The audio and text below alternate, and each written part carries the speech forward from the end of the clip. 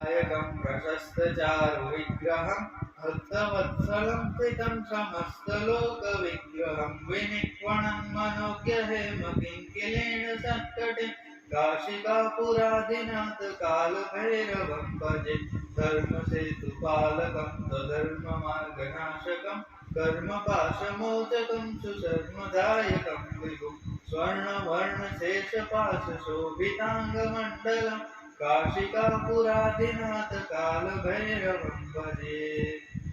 रत्नपादुका प्रभाभिरामपादयुग्मकं नित्यमद्वितीयमिष्टदेवतं निरञ्जनं मृत्युदर्पनाशनं करालद्रष्टमोक्षणं काशिकापुरादिनाथ कालभैरवं भजे